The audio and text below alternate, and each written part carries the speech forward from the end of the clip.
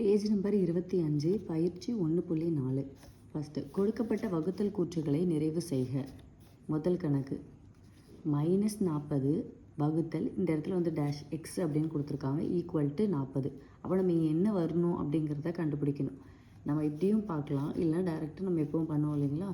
-40 எனக்கு இங்கே divided by என்னன்னே தெரியாது, ஸோ எக்ஸ்ன்னு வச்சுக்கிறேன், ஈக்குவல் டு 40. இப்போது இந்த எக்ஸ் அந்த பக்கம் வச்சுப்போம். இந்த 40 இந்த பக்கத்தில் எப்படி இருக்குது, மேலே இருக்குது இல்லைங்களா. அப்போ இந்த பக்கத்தில் என்ன வந்துடும், கீழே வந்துடும். அப்போ -40 ஆயிரும். இப்போ இந்த 40 கேன்சல் ஆயிரும். அப்போ எவ்வளோ எத்தனை டைம் கேன்சல் ஆகிருக்குன்னா ஒரு டைம் கேன்சல் ஆகிருக்கு. அப்போ எக்ஸ் ஈக்குவல் டு இந்த -1 அப்படிங்கிறது தான் நமக்கு ஆன்சர். இப்படி எடுக்கலாம், இல்லை நம்ம யோசிச்சுமே எப்படி டிவைடட் வந்தால் நம்ம அடிக்கலாமா அப்படிங்கிற மாதிரி யோசிச்சோம் நம்ம வந்து போடலாம். ஸோ இது வந்து சிம்பிளாக ஜஸ்ட் எக்ஸ் அப்படிங்கிற மாடலில் வச்சு போட்டோம் அப்படின்னாலே நமக்கு ஆன்சர் வந்துடும்.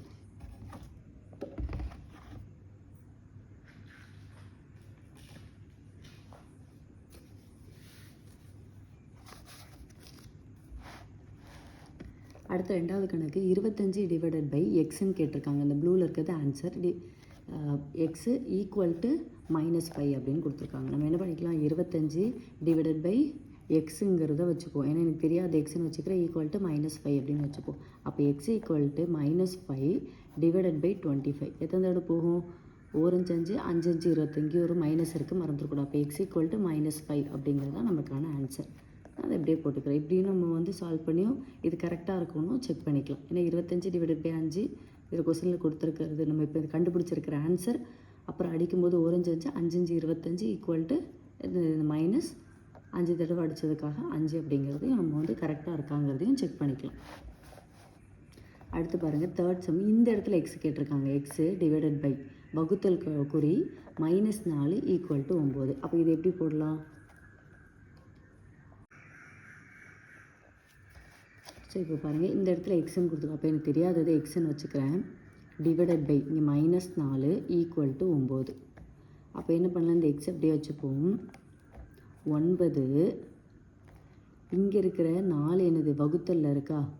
அப்போ இந்த பக்கம் போகும்போது என்னவா மாறிடும், பெருக்கலாக மாறிடும் யூஸ்வலாக. இல்லைனா இது கீழே இருக்குது, ஸோ இந்த பக்கம் வர்றப்போ என்னது மேலவா மாறிடும். அப்போது பெருக்கல் -4 அப்படின்னு மாறும். அப்போ எக்ஸ் ஈக்குவல் டு 9 9 36 அப்படின்னு கிடைக்கும். இங்கே மைனஸ் இருக்குது, நம்ம என்ன பார்த்தோம், பெருக்கல்லையும் சரி பெருக்கல் விதி பிரகாரம் மைனஸ் வந்து ஒற்றைப்படையில் இருந்துச்சுன்னா ஆன்சர் மைனஸ் வரும் அப்படிங்கிறதையும் பார்த்தோம்னா. அப்போ ஆன்சர் என்னது 36 அப்படிங்கிறது ஆன்சர். இது கரெக்டாக செக் பண்ணுறதுக்குன்னா -36 டிவைடட் பை 4 அப்படின்னு இருக்கா, டிவைடட் பை -4 அப்படிங்கிறது இருக்குது. இப்போ 1 4 9 36 அப்படிங்கிறது கிடைக்கும்.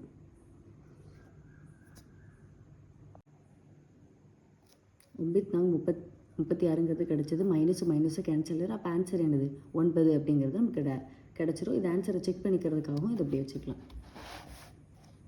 அடுத்து பாருங்கள் நாலாவது கணக்கு -62 டிவைடட் பை -62 கொடுத்துருக்காங்க. அப்படியே 62 கேன்சல் பண்ணால் 1 வந்துருங்களா. -62 டிவைடட் பை -62 மைனஸு கேன்சல் ஆகிரும். 62 கேன்சல் ஆகிரும். எத்தனை தடவை கேன்சல் ஆகிருக்கு, ஒரு தடவை. ஆன்சர் என்னது 1. அடுத்து ரெண்டாவது சரியா தவறா என கூறுக அப்படின்னு கொடுத்துருக்காங்க. முதல் கணக்கு பாருங்கள், -30 டிவைடட் பை -6 ஈக்குவல் டு -6. இது சரியாக தவறான்னு கேட்டிருக்காங்க. -30 டிவைடட் பை -6 அடித்தோன்னா IR 30. அப்போ மைனஸு கேன்சல் ஆகிரும். ஆனால் இங்கே ஆன்சர் என்ன கொடுத்துருக்காங்க, -6 அப்படின்னு கொடுத்துருக்காங்க. அப்போ இது என்னது தவறு.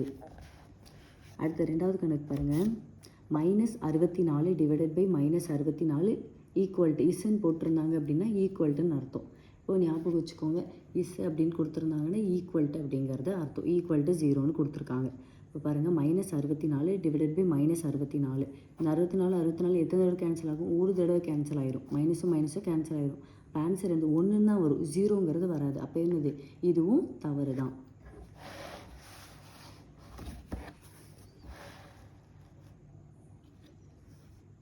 அடுத்தது மூணாவது கணக்கு, பின்வருவனவற்றின் மதிப்பை காண் அப்படின்னு கொடுத்துருக்காங்க. ஃபஸ்ட்டு கணக்கு -75 டிவைடட் பை 5.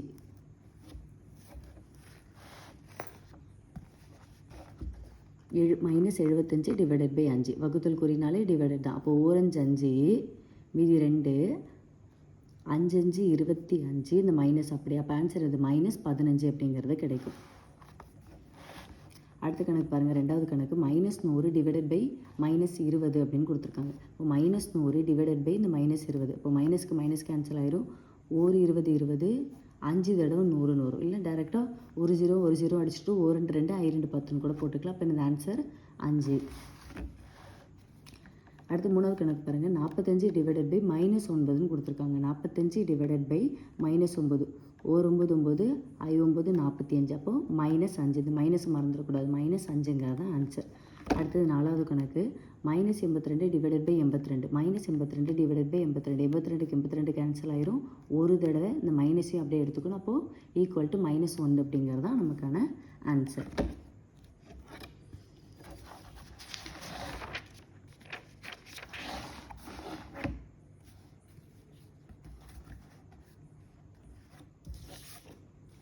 அடுத்தது நாலாவது கணக்கு பார்க்கலாம்.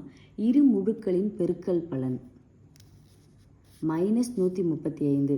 அதில் ஓர் எண் -15 எனில் மற்றொரு எண்ணை காண்க அப்படின்னு கொடுத்துருக்காங்க. எனக்கு என்ன கொடுத்துருக்காங்க?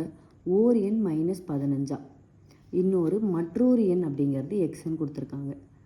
அந்த ரெண்டு முழுக்களுடைய பெருக்கல் பலன் எவ்வளவோ -135. அப்போது அந்த ரெண்டு எண் என்னது?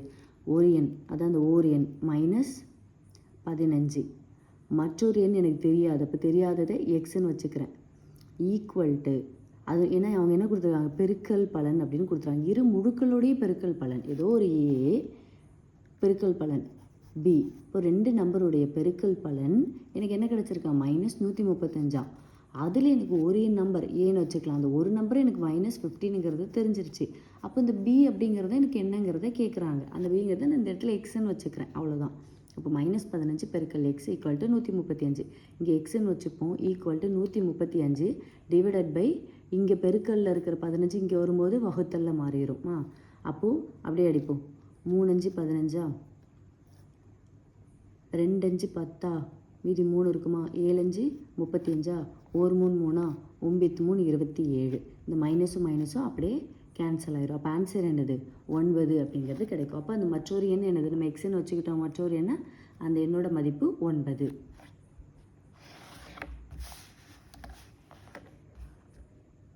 அடுத்தது அஞ்சாவது.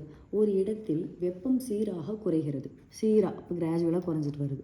மேலும் 8 மணி நேர இடைவெளியின் போது வெப்பம் 24 டிகிரி செல்சியஸ் குறைந்தது எனில் ஒவ்வொரு மணி நேர இடைவெளியிலும் குறைந்த வெப்பத்தின் அளவு என்ன அப்படின்னு கேட்டிருக்காங்க. அதாவது சீராக குறைஞ்சிட்ருக்காமா. 8 மணி நேர இடைவெளியின் போது 24 டிகிரி செல்சியஸ் குறையுதாமா. அப்போ ஒரு மணி நேரம் இடைவெளியில் எவ்வளோ குறையும்? நம்ம எப்போவுமே போடுவோம் அந்த பாக்ஸ் மெத்தடே தான். 8 மணி நேரத்தில் 24 குறையுது அப்படின்னா அப்போ ஒரு மணி நேரத்தில் இன்னும் கம்மியாக தானே குறையும். அப்போ இது டைரக்ட் ப்ரொபோஷனில் தான் இருக்குது. அப்போ ஒரு மணி நேரத்தில் எவ்வளோ குறையுங்கிறது நம்ம என்ன பண்ணுவோம்? டைரெக்டாக இருக்கிறத அடிச்சுக்கலாம், கிராஸாக இருக்கிறத பெருக்கிக்கணும். அப்போ 1 8 3 8 24. அப்போ ஒரு மணி நேரத்துக்கு 3 டிகிரி செல்சியஸ் குறையுது அப்படிங்கிறது தான் நமக்கான ஆன்சர்.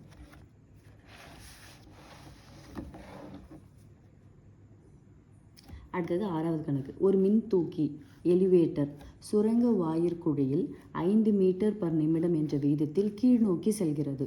தரைமட்டத்திலிருந்து மேலே 15 மீட்டரிலிருந்து மின் தூக்கி செயல்படுகிறது எனில் -250 மீட்டர் கீழ் நோக்கி செல்ல ஆகும் நேரம் எவ்வளவு அப்படின்னு கொடுத்துருக்காங்க. என்ன நமக்கு கொடுத்துருக்காங்க அப்படின்னா, மேலே அது வந்து எத்தனை மீட்டரில் செயல்படுதா? மேலிருந்து 15 மீட்டர் செயல்படுதாமா. கீழ் நோக்கி 250 மீட்டர் வந்து,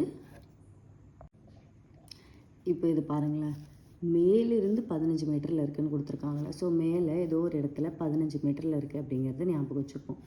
கீழே வந்து 250 மீட்டர் கீழ் நோக்கி செல்ல ஆகும் நேரம் எவ்வளவு அப்படின்னு கொடுத்துருக்காங்க. கீழ் நோக்கி செல்ல எவ்வளோ ஆகுமா? 250 மீட்டர் கீழ் நோக்கி செல்லுமா. இது வந்து மேலே இருக்கிறது. அப்போது இது மேலே உள்ளது, மேலே ப்ளஸ் அது கீழே எவ்வளோ தூரம் போயிருக்கு அப்படிங்கிறத நம்ம சேர்த்து தான். மேலே போனதோடது ப்ளஸ் கீழே எவ்வளோ சேர்ந்துருக்கு. இப்போ நம்ம கிராஜுவலாக இந்த இடத்துல இருக்கோம்னு வச்சுப்போமே, அது மேல் நோக்கி போதாமா. அப்புறம் மேல் நோக்கி போனதுலேருந்து கீழ் நோக்கி வந்து என்னது இவ்வளோ போகுது அப்படின்னு கொடுத்துருக்காங்க. அப்போ நம்ம டோட்டலாக எப்படி கன்சிடர் பண்ணுவோம்? இந்த ஜீரோலேருந்து கன்சிடர் பண்ண மாட்டோம். இந்த சென்டர் பாயிண்ட்லேருந்து மேலேருந்து மேலே அப்புறம் ஒரு 15 அதுலேருந்து அதுக்கப்புறம் ஒரு 250 அப்படின்னு தானே கேல்குலேட் பண்ணுவோம். அப்போது அந்த 250ம் 15 நமக்கு என்னவாகும்? 265 ஆயிடுது. டிவைடட்லாம் இல்லை அப்படின்னு நினச்சிக்காதீங்க. 265 மீட்டர் அப்படிங்கிறது நான் டோட்டல் ஆகும். நல்லா வச்சு இது வந்து நம்ம நல்ல மிட் ரேஞ்சில் இருக்கும். அதுலேருந்து 15 மீட்டர் போகிறோம். அப்போ அந்த 15 மீட்டர்லேருந்து திருப்பி நான் 250 மீட்டர் கீழே நோக்கி போனால் எவ்வளோ நேரம் ஆகும்னு தான் கேட்டிருக்காங்க. அப்போது மொத்தமாக சேர்த்துக்கணும். இது அந்த சின்ன சின்ன ட்ரிக்ஸ் மட்டும்தான். அது மாதிரி ஞாபகம் வச்சுக்கிட்டோம் அப்படின்னு நம்ம டேரெக்டாக 250 அப்படின்னு எடுத்துக்கூடாது. ஏன்னா மேலே இங்கே மிட் பாயிண்ட்லேருந்து நான் மேலே 15 போயிட்டேன். அப்புறம் திருப்பி அந்த 15லேருந்து தான் நான் கீழே இறங்கணும். அப்போ அந்த 15ம் ஆட் பண்ணிப்பேன். அந்த 15லேருந்து 250 அப்படிங்கிறப்போ 265 மீட்டர் அப்படிங்கிறது டோட்டலாக கிடைக்கும். அது என்னவாகுதாமா? நிமிடம் கொடுத்துருக்காங்க இல்லையா? நிமிடத்துக்கு ஒரு நிமிடத்துக்கு ஏன்னா 5 மீட்டர் பர் நிமிடம் தான் கொடுத்துருக்கான். அப்போ ஒரு நிமிடத்துக்கு எவ்வளோ மீட்டர்னால் 5 மீட்டர் அது போகுதாமா. அப்போது டோட்டலாக நம்ம எத்தனை மீட்டர் கண்டுபிடிச்சிருக்கோம்? 265 மீட்டர் போகணும். அதோட நிமிடங்கள் எவ்வளவா இருக்கும் அப்படின்னு பார்த்தோன்னா அப்படியே அடிக்கும். இந்த ஓரஞ்சு 5 5 25 மீதி 1 3 5 15 53 நிமிடம். இங்கே -250 இருக்குது அப்படின்னு பார்த்தா நம்ம இது வந்து மீட்டரில் கொடுத்துருக்காங்க. கீழ் நோக்கி போகுதுங்கிறதுனால மைனஸ்ன்னு கொடுத்துருக்காங்க. நம்ம ஏன் இங்கே -53 போட்டிருக்கோம்? நிமிடத்துக்கு அப்படி போடணும் அப்படிங்கிற அவசியம் இல்லையா? மினிட்ஸுக்கு வந்து என்ன ப்ளஸ் மைனஸுங்கிறது கிடையாது இல்லைங்களா? அதனால் அப்படியே டேரெக்ட் ஆன்சர் என்னது 53 நிமிடம் அப்படிங்கிறது எடுத்துக்கிட்டோம். நம்ம ஞாபகம் வச்சுக்க வேண்டியது 15 மீட்டர் மேலே போயிட்டு அப்புறம் அங்கேருந்து திருப்பி என்னது 250க்கு வரும். அதனால் அந்த 15 அதோட ஆட் பண்ணிக்கணும். இதை மட்டும் ஞாபகம் வச்சுக்கோங்க.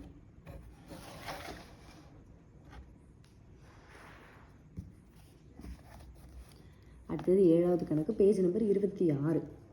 30 நாட்கள் நடைப்பயணத்திற்கு பிறகு நான் 4800 கலோரிகள் இழந்திருந்தேன். என் கலோரி இழப்பு சீரானது கிராஜுவலாக தான் இருக்குது. எனில் ஒரு நாளில் இழந்த கலோரியை காண்க. சீரானது அப்படின்னு எதை மீன் பண்ணுறாங்கன்னா, டெய்லி ஒரு பர்டிகுலர் அளவுக்கு நான் வந்து கலோரிஸை வந்து கம்மி பண்ணிகிட்டே வந்திருக்கேன். அதாவது இப்போ ஒரு நாளைக்கு 50 கலோரிஸ் அப்படின்னா அடுத்த நாள் 50 கலோரிஸ் தான் நான் வந்து கம்மி பண்ணியிருக்கேன். அதுதான் வந்து சீராக ஒரே மாதிரியா அப்படிங்கிற மாதிரி கொடுத்துருக்காங்க.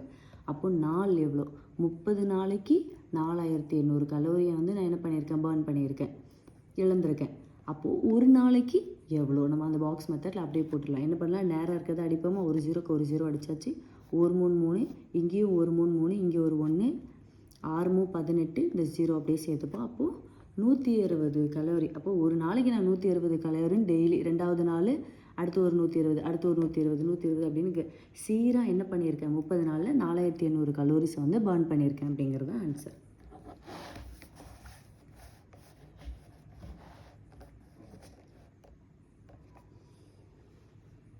அடுத்தது 8வது கணக்கு. 168 பெருக்கல் 32 ஈக்குவல் டு 5376 தரப்பட்டுள்ளது. இங்கே -5376 டிவைடட் பை -32 ஐ காண்க அப்படின்னு கொடுத்துருக்காங்க. இப்போ பாருங்க, இது ரெண்டு எனக்கு வந்து பெருக்கியிருக்காங்க. அதுதான் நீங்கள் போட்டிருக்கேன். 168 32 பெருக்கிறப்ப எனக்கு என்ன கிடச்சிருக்கு? 5376 அப்படிங்கிறது கிடச்சிருக்கு. ஓகேங்களா? இதை இப்போது இது இப்படி தரப்பட்டுள்ளதுன்னு கொடுத்துட்டாங்க. ஸோ நான் இதை கன்ஃபார்ம் பண்ணிக்கிறேன். 168 32 பெருக்கிறப்ப எனக்கு 5376 அப்படிங்கிறது எனக்கு கிடச்சிருச்சு. இப்போ என்ன கொடுத்துருக்காங்க? 5376 டிவைடட் பை -32 அப்படிங்கிறது இது பண்ணும்போது, ஏன்னா இது வந்து பெருக்கல்ல கொடுத்துருக்காங்க. இது வகுத்தில் இருக்குமே எனக்கு என்ன ஆன்சர் கிடைக்கும் அப்படிங்கிறத கேட்டிருக்காங்க. அப்போ என்னது? -5376 டிவைடட் பை -32 நம்ம அடிப்போமா? அடிக்கிறப்போ நமக்கு என்ன ஆன்சர்? இந்த மைனஸும் போயிடும். அப்புறம் 32ஆல் அடிக்கிறப்போ நமக்கு என்ன ஆன்சர் கிடைக்கும் அப்படின்னா 168 அப்படிங்கிறது தான் கிடைக்கும்.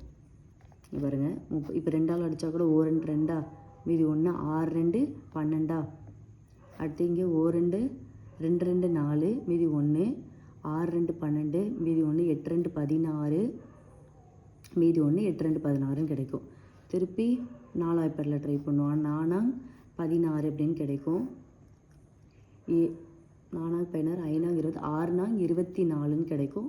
மீதி 2 7 28 மீதி இங்கே ஒரு 8 இருக்குது. அது எத்தனை தடவைக்கு வரும்? 8 அப்படின்னு கிடைக்கும். அடுத்து 1 4 மீதி 2 6 24 மீதி 3 8 நாங் 32 அப்படின்னு கிடைக்கும். அப்போ 168 அப்படிங்கிறது ஆன்சர். அவங்களே கொடுத்துருக்காங்க, இது தரப்பட்டுருச்சு. அப்போ இதோட வேல்யூ என்னது, அவ்வளோதான். அப்போ சிம்பிளாக நம்ம ஆன்சர் எடுத்துக்கலாம். இது ஜஸ்ட் கன்ஃபார்ம் பண்ணிக்கிறதுக்காக இந்த எக்ஸ்ட்ரா ஸ்டெப். அடுத்து 9வது கணக்கு. -20 எத்தனை -4 உள்ளது? ஒரு முழு நம்பரில் இப்போ ஒரு 100ல் எத்தனை 4 இருக்குது அப்படிங்கிறது நம்ம எப்படி கண்டுபிடிப்போம்? டிவைடட் போட்டு தானே கண்டுபிடிப்போம். ஆனால் மைனஸ்ன்னு கொடுத்துருக்காங்க, அதை ஞாபகம் வச்சுக்கோ. அப்போ -20ல் எவ்வளோ 4 இருக்குது?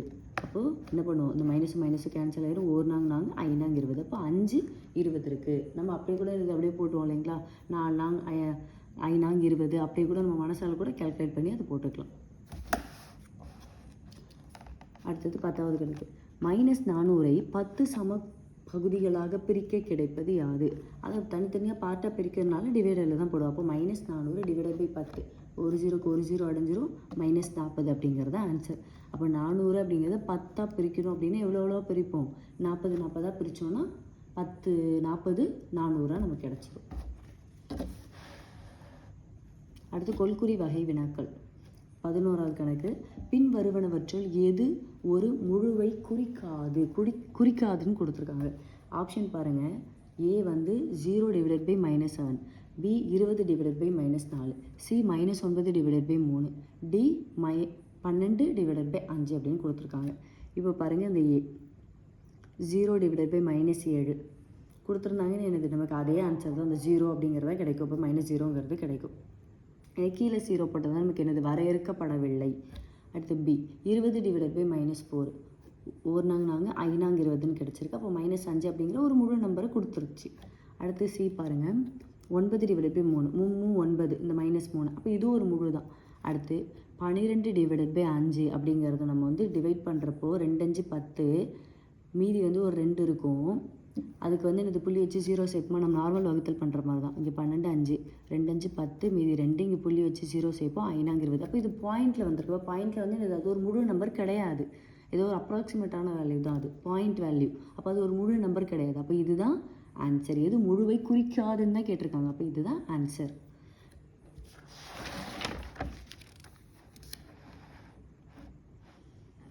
அடுத்தது 12வது கணக்கு. -16 டிவைடட் பை 4க்கு சமமானது எது அப்படின்னு கேட்டிருக்காங்க. ஆப்ஷன் வந்து -16 டிவைடட் பை 4, பி வந்து -16 டிவைடட் பை -4, சி வந்து 16 டிவைடட் பை -4, டி வந்து -4 டிவைடட் பை 16ன்னு கொடுத்துருக்காங்க. இதுக்கு ஈக்குவலான வேல்யூ எதுன்னு கேட்டிருக்காங்க. பாருங்களேன், இங்கே பாருங்களேன், ஆப்ஷன் ஏலையே மைனஸ் இன்ட்டு மைனஸ் அப்படியே ப்ளஸ் ஆயிருமா? அப்போ இங்கே கண்டிப்பாக இங்கே ப்ளஸ் வேல்யூனே மாறிடுச்சு. அப்போது 16 டிவைடட் பை 4ன்னு தான் வரும். அப்போ இது கண்டிப்பாக வராது. அடுத்தது பாருங்கள், இங்கே -16 இருக்குது, இங்கே -4 இருக்குது. அப்போ இந்த மைனஸுமே கேன்சல் ஆயிரும். அப்போவும் என்னது, இந்த மைனஸில் வேல்யூ வராது. ஏன்னா ஒரு மைனஸ் நம்ம ஏற்கனவே பார்த்துருக்கோம், பெருக்கல்லையும் சரி வகுத்தல்லையும் சரி நமக்கு மைனஸ் ஆனது ஒற்றைப்படையில் இருந்தது அப்படின்னா ஆன்சர் என்னது, மைனஸில் தான் வரும். அப்போது இது வந்து இரட்டைப்படையில் இருக்க ஆன்சர் ப்ளஸில் வந்துடும். நம்ம கண்டிப்பாக ஆன்சர் எதில் தான் வந்திருக்கணும், இங்கே ஒரே ஒரு மைனஸ் இருக்கிறதுனால மைனஸில் தான் வந்திருக்கணும். அப்போ அடுத்து பாருங்கள், 16 டிவைடட் பை -4 அப்படின்ட்டுருக்கு. அப்போ -16 சாரி, இந்த சி ஆப்ஷன் பாருங்கள், 16 டிவைடட் பை -4. அப்போ அடிக்கும்போது எனது -4 அப்படிங்கிறது கிடைக்கும். இது வந்து கொஸ்டினில் உள்ளது. -16 டிவைடட் பை 4 அப்படிங்கிறது அடிக்கிறப்போ -4ங்கிறது தான் கிடைக்குது. இப்போ இங்கே பாருங்கள், -4 டிவைடட் பை 16ன்னு கொடுத்துருக்காங்க. -4 டிவைடட் பை 16 நம்ம மைனஸ் அந்த ட்ரிக் வச்சு யோசிக்கிறப்போ இங்கே ஒரு மைனஸ் வரும். பட் இங்கே என்னது, 16 வந்து 16 உள்ளே போட்டு 4ஆல் வந்து இங்கே வந்து 16 வெளியே போட்டு 4ஆல் பெருக்க சொல்கிறாங்க. அப்போ அது பாயிண்ட் வேல்யூவாக மாறிடும் இல்லையா? எனக்கு கீழே இருக்கிறது தானே வெளியில் வரும், பாயிண்ட் வேல்யூவாக மாறிடும். அப்போ இதுவும் இது கண்டிப்பாக வராது. இதுதான் இந்த சி தான் நமக்கான ஆன்சர். புரியுதுங்களா? நான் எப்படி கண்டுபிடிச்சேன்னா, ஃபஸ்ட்டு மைனஸை பார்த்துக்கோங்க. இங்கே ஒரே ஒரு மைனஸ் இருக்கிறதுனால கண்டிப்பாக ஆன்சரில் என்னது, ஒரு மைனஸ் தான் வரும். ஆனால் இங்கே பாருங்கள், இங்கே +ன்ட்டு 2 மைனஸ் கொடுத்துருக்காங்க. அப்போ அது என்னவாக மாறிடும், ப்ளஸ்ஸாக மாறிடும். அப்போ கண்டிப்பாக இதில் ஆன்சர் வராது, ஏன்னா ப்ளஸ்ஸாக மாறிடுச்சு. அடுத்து இங்கேயும் என்னது, இங்கேயும் -2 மைனஸ் இருக்குது. அப்போ அந்த மைனஸும் கேன்சல் ஆயிரும். அப்போ அதுலேயும் எனது ஆன்சர் வராது. அடுத்து இதில் என்ன அப்படின்னா, 16ஆல் நம்ம வந்து 4 வந்து வகுக்கணும். அப்போ 16ஆல் வகுக்கிறப்போ பாயிண்டில் இங்கே 0 போட்டால் தான் என்னால் இங்கே வகுக்கவே முடியும். ஏன்னா 16க்குள்ளே எத்தனை 4 இருக்குது, 4 இல்லை. புரியுது இல்லை? 4ங்கிறது சின்ன நம்பர், 16ங்கிறது பெருசு. அப்போ 0 போட்டால் தான் அது எத்தனை தடவைனே பண்ண முடியும். அதனால் சி தான் வந்து ஆன்சர். கன்ஃபார்ம் பண்ணிக்கிறதுக்காக இங்கே ஒரு தடவை செக் பண்ணோம். இதை நம்ம டிவைட் பண்ணுறப்போ 4 தான் ஆன்சர் கிடைக்கிது, இதுக்கும் 4 தான் கிடச்சிருக்கு, -4ங்கிறது கிடச்சிருக்கு.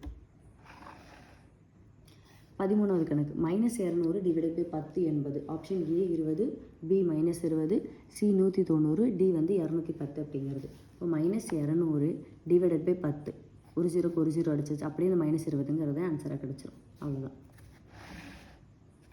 14வது கணக்கு பின்வரும் எந்த செயலில் முழுக்களின் தொகுப்பு அடைவு பண்பை பெறாது அப்படின்னு கொடுத்துருக்காங்க.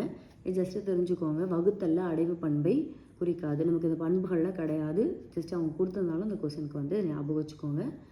முழுக்களினுடைய அடைவு பண்பை பெறாதது வந்து வகுத்தல். அடுத்தது பேஜ் நம்பர் 28, எடுத்துக்காட்டு 1.28. கொடி தினத்தை முன்னிட்டு ஃபெரோஷ்கான் தன்னுடைய வகுப்பு தோழர்கள் ஒவ்வொருவரிடமும் தலா ரூபாய் 25 வீதம் மொத்தம் ரூபாய் 1150 வசூலிக்கிறான்.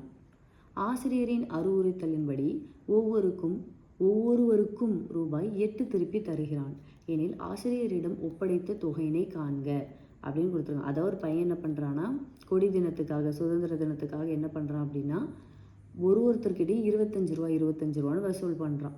ஸோ டோட்டலாக எவ்வளோ வசூல் பண்ணுறான்னா 1500 ரூபா வசூல் பண்ணுறான். ஆனால் டீச்சர் என்ன சொல்கிறாங்கன்னா, திருப்பி எல்லாருக்கிட்டையும் ஒரு 8 ரூபா திருப்பி கொடுத்துருப்பா அப்படின்னு சொல்கிறாங்க. அப்போது மொத்தமாக அவன் எவ்வளோ வசூல் பண்ணியிருப்பான் அப்படிங்கிறது தான் நமக்கான கேள்வி. முதல்ல கேள்வி புரிஞ்சுக்கிட்டோம். என்ன எவ்வளோ வசூல் பண்ணா? 1150 ரூபா. ஒருத்தர்கிட்டையும் எவ்வளோ வசூல் பண்ணா? 25 ரூபா வசூல் பண்ணான் இல்லையா? இதை நம்ம இதுலேயும் போடலாம். அதாவது ஒருத்தர்கிட்ட 25 ரூபா. ஸோ நம்ம முதல்ல என்ன பண்ணோம், டோட்டல் ஸ்டூடெண்ட்ஸ் எவ்வளோ அப்படிங்கிறதே தெரிஞ்சுக்கோ. ஒருத்தர்கிட்ட 25 ரூபா, அப்போ 1150 ரூபா வசூல் பண்ணியிருக்காங்கன்னா எத்தனை பேர்கிட்ட என்ன பண்ணுவோம், நேராக இருக்கிறத டிவைட் தானே பண்ணுவோம். விக்கிலையும் இருந்துச்சுன்னா டிவைட் தான். இங்கே இருந்தாலும் வகுக்க தான் செய்வோம், இப்படி இருந்தாலும் வகுக்க தான் செய்வோம். ஆப்போசிட்டாக இப்படி இருக்கிறதா என்ன பண்ணுவோம், பெருக்கும். அப்போது ஒரு 25 4 25 100, மீதி 15 இருக்குமா? எத்தனை தடவை? 6 தடவை 180ன்னு கிடைக்குமா? அப்போது மொத்த ஸ்டூடெண்ட்ஸ் எத்தனை பேருன்னு கண்டுபிடிச்சிட்டோம். 46 ஸ்டூடெண்ட்ஸ் இருக்காங்க அப்படிங்கிறத கண்டுபிடிச்சிட்டோம். இப்போ 46 பேருக்கும் எவ்வளோ நான் திருப்பி கொடுக்குறேன்? 8 ரூபா திருப்பி கொடுக்குறேன். ஒருத்தருக்கு 8 ரூபா அப்படின்னு போடணும். ஒருத்தருக்கு 8 ரூபா, 2 பேருக்கு அப்படின்லாம் போட்டுட்டு இருக்க வேண்டாம். ஒருத்தருக்கு 8 ரூபா திருப்பி கொடுக்குறாங்கன்னா அப்போது மொத்தமாக 46 ஸ்டூடெண்ட்ஸ் இருக்காங்க. அப்போ அவங்களுக்கு எவ்வளோ திருப்பி கொடுப்பாங்க அப்படிங்கிறது தான். அதே நம்ம பாக்ஸ் மெத்தட். ஒருத்தருக்கு நான் 8 ரூபா திருப்பி கொடுக்குறேன்னா அப்போ இது ஸ்டூடெண்ட்ஸ் கணக்கில், இது ஸ்டூடெண்ட்ஸு, இது வந்து மணி. ஸோ இது ஈக்குவல் நேராக போட்டுக்கணும். ஸோ ஸ்டூடெண்ட்ஸ்க்கு ஒரு ஸ்டூடெண்ட்க்கு 8 ரூபா கொடுக்குறேன்னா 46 ஸ்டூடெண்ட்ஸ்க்கு எவ்வளோ நம்ம வந்து கிராஸாக இருந்தால் என்ன பண்ணணும், பெருக்கணும். அப்போ 46 × 8 368 ரூபா. அப்போது அதுதான் கொடுத்துருங்க. 8ங்கிறது 8 ரூபா திருப்பி கொடுக்குது. அப்போ 368 ரூபா நான் வந்து திருப்பி கொடுத்துருக்கேன். என்ன கொஸ்டின் கேட்டிருக்காங்க, 8 ரூபா திருப்பி கொடுத்தப்புறம் அவங்க வந்து டீச்சர்கிட்ட அந்த பையன் வந்து கடைசியாக எவ்வளோ காசு கொடுத்தான் அப்படிங்கிறது. அப்போ 1150லேருந்து 368 ரூபா நான் திருப்பி கொடுத்துருக்கேன். ஸ்டூடெண்ட்ஸ் கிட்ட கொடுத்தப்புறம் நான் பேலன்ஸ் எவ்வளோ மணினா 1150லேருந்து 368 கழிச்சோன்னா 782 ரூபா இருக்குது. இந்த 782 ரூபாயை நான் என்ன பண்ணிட்டேன், டீச்சர்கிட்ட இப்போ ஒப்படைச்சிக்கிட்டேன். அவ்வளோதான்.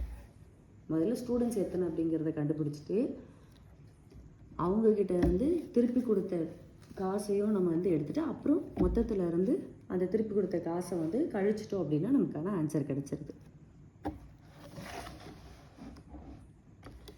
அடுத்தது பேஜ் நம்பர் 29, எடுத்துக்காட்டு 1.29. ஆழ்துணை கிணறு தோண்டும் வேலையாட்கள் ஒரு நாளில் 22 அடிகள் துளையிடுகிறார்கள் எனில் 180 அடிகள் ஆழத்தில் உள்ள நீரோட்டத்தை அடைய எத்தனை நாட்கள் ஆகும்? அதாவது 4 அடி ஒரு நாளைக்கு. ஒரு நாளில் எவ்வளோ அடி தோன்றாங்க? 22 ஆட்கள் 22 அடி தோன்றாங்களாம்.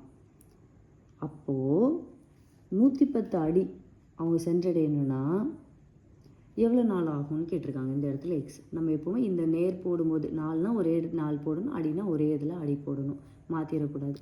இப்போது இது என்ன பண்ணலாம், நம்ம அடிச்சுக்கலாமா? 11 தடவை இல்லைன்னா 11 பேரில் 2 தடவை 22, இங்கே ஒரு 11 இந்த 0 அப்படியே போட்டுப்போம். 1 2 2 2 10. அப்போ 5 நாளில் என்ன பண்ணிடலாம், 110 அடிக்கு ஆழத்தில் நீரோட்டத்தை வந்து என்னது கண்டுபிடிச்சிடலாம் அப்படிங்கிறது தான் நமக்கான ஆன்சர். அடுத்து எடுத்துக்காட்டு 1.30. கிமு பொது ஆண்டுக்கு முன் 323க்கும் கிபி பொது ஆண்டு 1687க்கும் இடைப்பட்ட வருடங்கள் எத்தனை அப்படின்னு கேட்டிருக்காங்க.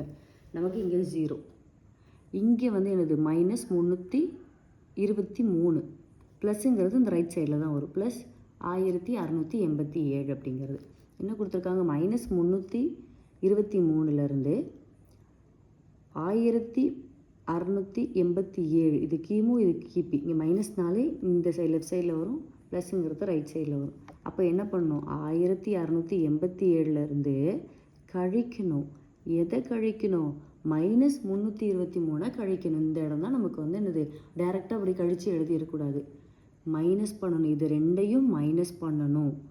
ஆனால் இந்த நம்பரே என்னது, இந்த நம்பர்லேயே ஒரு மைனஸும் இருக்குது. அப்போ மைனஸ் இன்ட்டு மைனஸ் நமக்கு என்னவாயிரும், ப்ளஸ்ஸாக மாறிடும். அப்போ 1687ஐயும் 323ஐயும் நம்ம கூட்டணும். அப்போ 7 3 10, 9 10 11, 7 3 10 2. இப்போ 2010 வருஷம் அப்படிங்கிறது தான் நமக்கான ஆன்சர்.